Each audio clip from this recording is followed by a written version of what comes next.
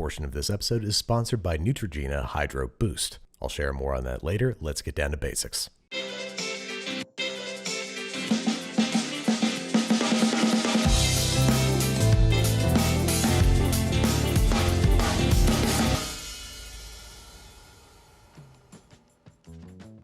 Alright, so if you're celebrating St. Paddy's Day with corned beef, first off, you're probably not actually Irish, you're probably like me and you scored a 7% on your DNA Irishness test. Second off, you're going to need a piece of brisket. I got a nice 2-pounder here. This one's got a nice manageable fat cap, but if it's very, very thick, you might want to trim it down. Next up, onto the corning part, which at its most basic is just a brine. I've got a half cup of kosher salt here that I'm combining with 8 cups of distilled water in a large non-reactive container like this stainless steel pot. Now what gives corned beef its signature pinkness is Prague powder number 1, or pink curing salt, 1 teaspoon of which I'm going to add to our brine. Now this is going to vary depending on how much water you're using and how much beef you're curing, so be sure to consult a curing calculator. Next up, you could just add a 1/4 cup of pickling spices, but I like to add my own. Just a tablespoon each of black peppercorns, juniper berries, mustard seeds, and allspice berries, plus 1 stick of cinnamon, 2 small bay leaves crumbled into even smaller bay leaves, 1/4 cup of brown sugar. This is a good opportunity to use up any dried up brown sugar. I'm also going to add a half dozen optional cardamom pods, and if you want to make things ever so spicy, you can add a couple crushed dried chilies. These are chilies de árbol. Regular size whisk that all together until the sugar and salt are completely dissolved, and gently lower in our hunk of brisket. Cover it up, and then this guy's headed into the fridge for anywhere from 5 to 10 days. This is going to depend on the salinity of your brine and the thickness of your meat. Once again, consult your curing calculator. Give this guy a rinse under cool water, and then the traditional method is to now boil the beef for 2 to 4 hours or until tender.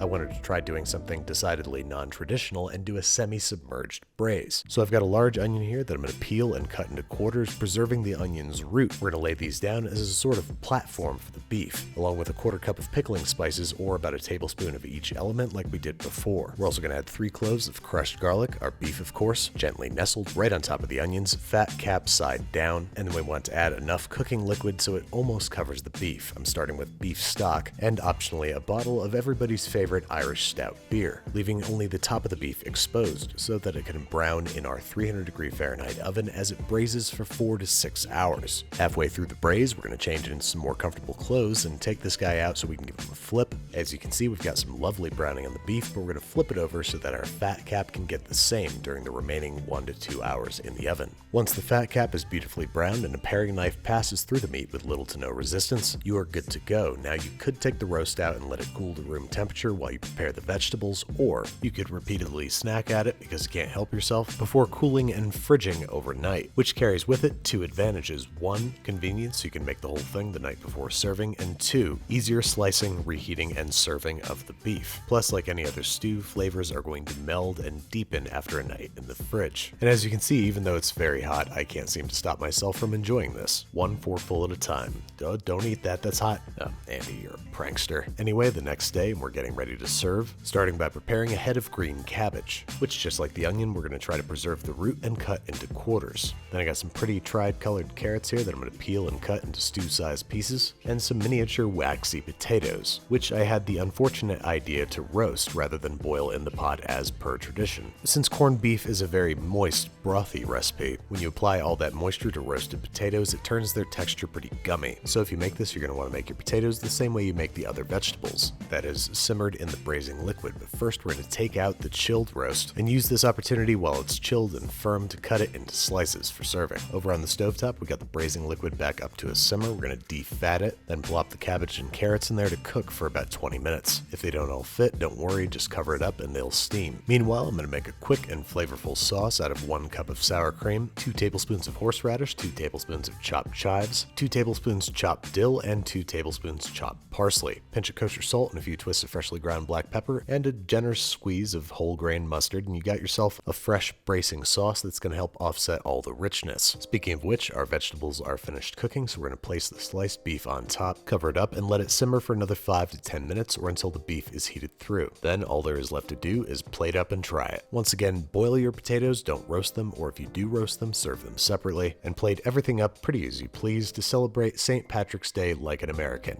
Incorrectly. Some more chopped chives make for a nice garnish, extra braising liquid ladled over top along with the stewed onions, some nice flaky finishing salt, a few twists of freshly ground black pepper, And there you have it, house-cured and braised corned beef and cabbage. Serve that up with some of our sour cream horseradish sauce, and if you're me, get ready to have one of the top 3 corned beefs you've ever had in your life. The semi-submerged braise really is spectacular. Resting overnight adds convenience, and cooking things separately gives you control over textures. And even with my unfortunately gummy potatoes, this guy ended up a member of the Very Clean Plate Club. This portion of today's episode is sponsored by Neutrogena Hydro Boost. Hydro Boost gently and effectively cleans your face without drying it out. It's clinically proven to boost hydration and lock it in with hyaluronic acid. This cleanser has completely changed my routine. I'm officially breaking up with my old face wash. Where other products left my skin dry and rough, Hydro Boost's lightweight foam has me feeling refreshed. It's formulated without fragrance, so it's gentle on skin. You can try it out for yourself by clicking the link in the video description. Thanks again to Neutrogena Hydro Boost for sponsoring this video.